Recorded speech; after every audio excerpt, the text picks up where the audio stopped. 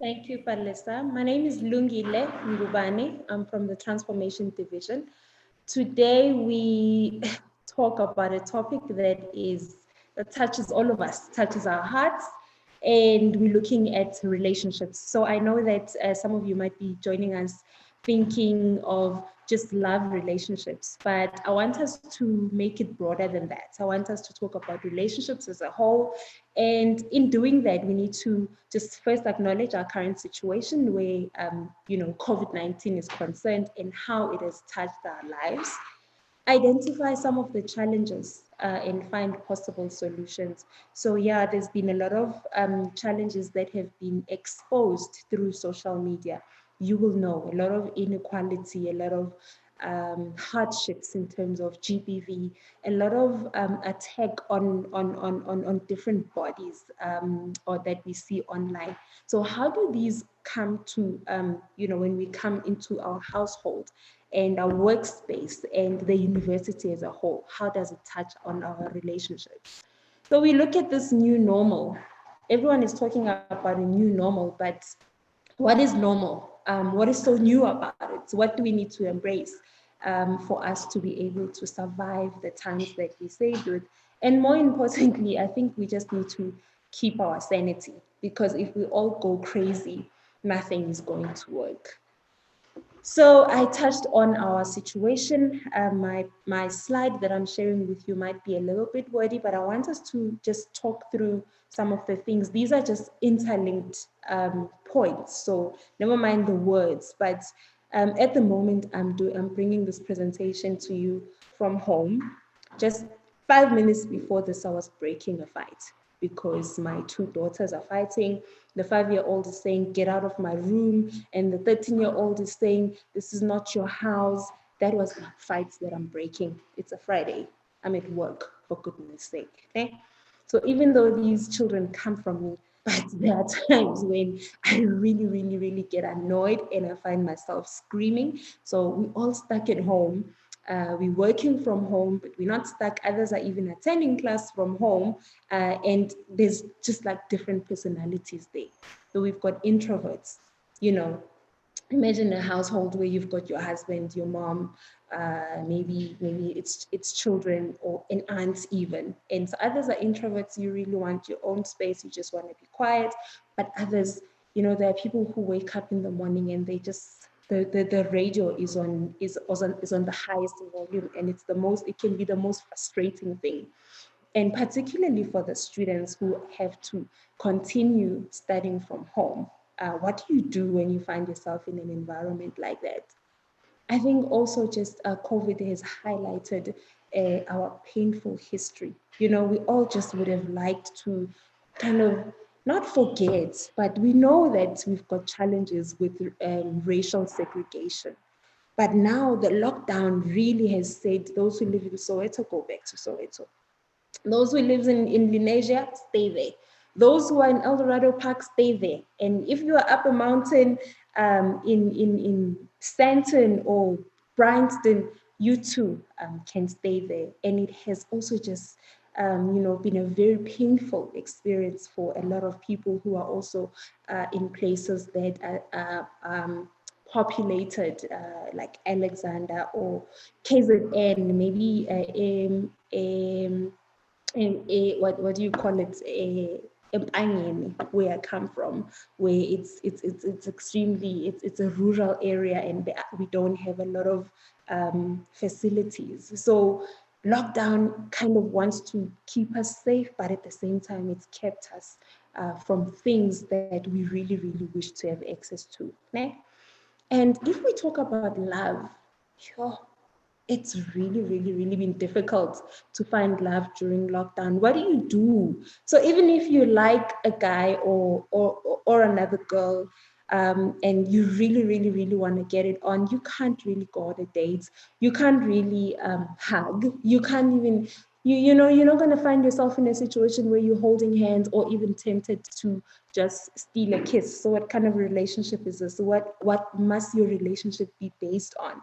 It's going to have to be based on more than just the physical contact that we associate relationships with. Then there's the online dating option. But now the online dating option also needs a lot of innovation because, first of all, sometimes you don't even know if the person you're talking to is who they say they are. Number one, the space is already so risky and sometimes toxic. I mean, we were talking with a colleague of mine of how in that space you can find somebody who's got the audacity to tell you that you're too fat, you're too skinny. Actually, I don't like short people.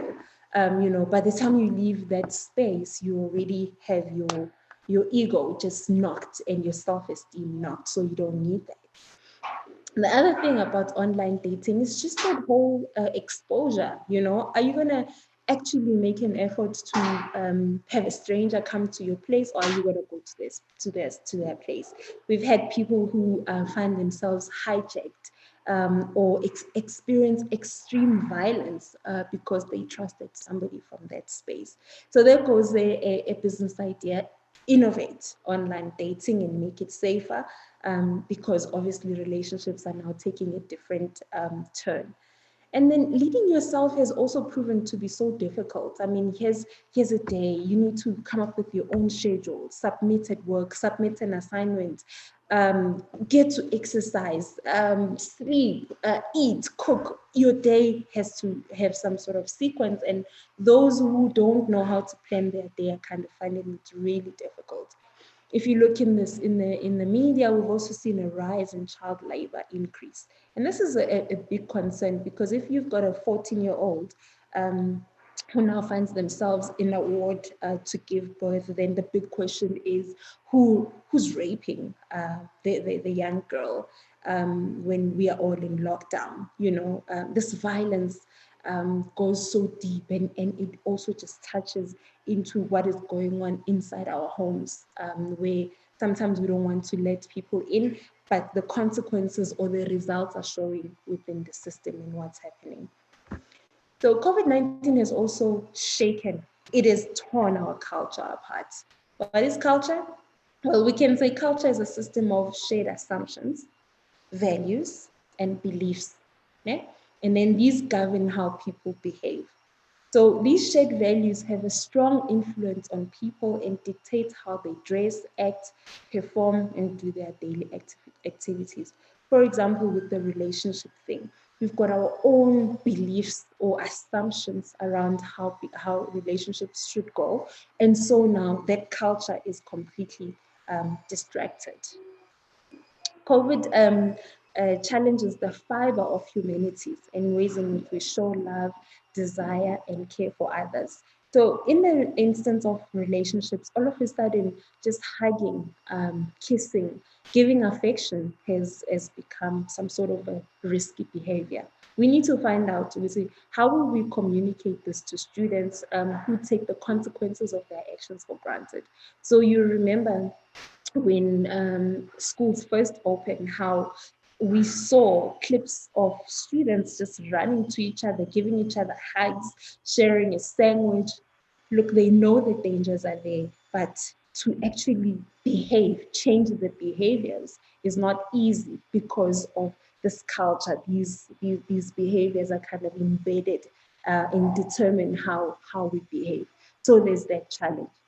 How will we be there for one another? For example, when a staff member or a student loses a loved one and we can't attend the funeral, you'll know that the university culture thrives on around support for one another. And some of the networks that we developed within the university structure go all the way until we become fully fledged adults, for those who are still in the system and are still, let's say, you meet someone you're 19, but you're actually going to be there for each other well into your 50s. It's a lifelong relationship. So attending funerals is kind of a very big deal, especially among just the culture in South Africa. And COVID-19 has kind of said, you know what, that's not going to happen anymore. In fact, there's a possibility of mass funerals as well. And if you think of mass funerals and culture, it's such a big deal, because all of a sudden there isn't that thing of saying, I'm going to go fetch the soul or the spirit of a person that we love who's passed on.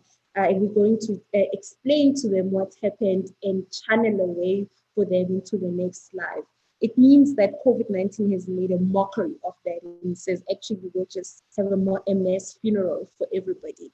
And that's a big deal in terms of our mental wellness and how we view some of these actions. So, how will we make popular new ways of worship?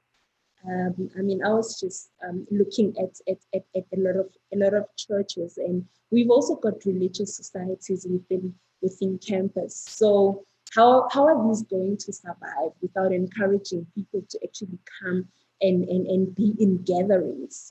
We need to kind of, I think that the positive challenge or the positive thing that came with COVID-19 was that it said, sit down. It kind of demanded that you go within. If you are a Christian believer in the Bible, it says, be still and know that I am God. So COVID-19 wants you to be still. You can't be still unless you are alone. You go within and you look at yourself. You make decisions about your own lives. That kind of peace or connection is not necessarily in the church, within buildings. So we need to create new ways of worship. And how will we show compassion to those who are sick without actually physical contact? So we've seen Zoom videos of people who are sick alone in hospital wards. Recently, we've seen a young man who's actually passed away, and he was tweeting, saying, we haven't eaten in days. I'm sitting in this ward with dead bodies. Can someone just help me? So we see a lot of pain on social media. What are we going to do to give back and make sure that we make the pain less for those who are sick during this time? Our relationships with each other also need us to kind of look at patriarchy and what patriarchy has explained or determined as gender roles. So, is a job what makes a man the head of the family? That's a very big question, because now the father in the family could lose their job. And when they do they then automatically lose the status of being the head of the family, or do they lose the respect that they used to have? And we need to challenge our beliefs around gender roles. Many households are in deep trouble because fathers are unemployed and mothers are just overwhelmed with having to do everything. Funerals and other practices. I think I've already touched a little bit on funerals. I won't go too much into it now. But if we cannot slaughter a cow at our funeral because there won't be enough people to feast on this cow, will the dead come back to haunt us? Will we fail, or will we fall into a belief that we are cursed or our lives will never be the same again because we didn't follow our culture? The culture of after tears is a big culture. So after the funeral, COVID-19 has actually said there's not going to be no after tears, stay home.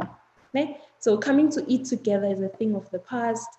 Weddings are inappropriate and selfish unless you do them on Zoom and you can have 1 million people attend if you want, if that's what you do. But then what about your gifts? How do you get your gifts? You've seen that baby showers, at least people have moved on to that baby shower where your friends will just drive through when they drop the gifts there. But even then, they run the risk of not even meeting your child or your baby. At least until 2021, if things continue the way they do, or who knows, until a vaccine or some sort of solution comes through. So it means that we also have to learn to do things because that's what we want to do, not because we want to please others or because if I do this, I'll get that. Everything that we have to do needs to sort of come from heart. And we also need to get to a point where we really realize that culture is not static. When we say that culture changes all the time, this is going to go down history as one of the things that challenged or that changed culture. Okay? And when we engage people whose opinions are not the same as ours, we grow. So we're going to look at different things. I mean, if you think about it, there's I think it's now time for, people to also go get circumcised, to go on the mountains.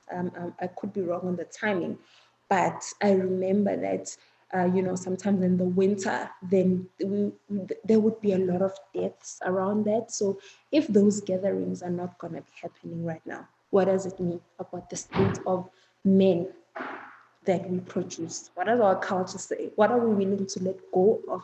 What are we willing to change in order for us to come out as winners? Okay? Student leadership has to champion creating awareness regarding others and othering, where flu and COVID-19 related symptoms are concerned. So if you think about the times when we first learned about HIV and how stigma was created around that, you will know that people carried a lot of shame. And that shame was exactly what made people feel like, you know what, I want to hide my HIV status. I'd rather not have people know. And we know the sort of troubles that came with that, because nobody really wanted to take responsibility for their own action, yet they really wanted to blame the next person. So we really need to make sure that we don't create stigma around COVID-19. Student leadership will have to call out those who perpetuate stigma, discrimination, and harassment, which later leads to isolation and shame. And we also need to look at social media and infringement of personal space. Right? Others share their COVID-19 stories, but others just require privacy, and that's okay. It's okay. We need to allow people that space. And when the next person does tell you that they've got COVID-19, we must remember not to be the ones who are sending those messages that says, oh, get well, oh, you can beat this, too much. Because I remember just reading in the news last week of a teacher who even tried to commit suicide, because the moment people knew she had COVID-19, they treated her like she was going to die tomorrow. And that thing really freaked her out. So we need to be able to just not add on to the anxiety in our attempt to try to help. Okay? And just respect of personal space will take us far. We can't do this without our values. Imagination is a value that we pride ourselves with at UJ. And if you remember, our VC has been talking about 4IR for the longest of time. Actually, I can't even remember how far back he's been talking about 4IR. And for a long time, he was actually ahead of a lot of the people that he was preaching to. Né? So that means he applied his imagination to where we are going. Now, faced up with COVID, it's like, whoa, we actually don't have a choice, because all the time we felt like, other people felt like, oh, 4IR can wait because we're still dealing with that. But COVID is actually saying we don't have a choice right now. But someone or some people, there's a whole team around UJ that worked very hard around imagining a university that valued 4IR, that went developing solutions for the future, for UJ and for society. Okay? And also readings with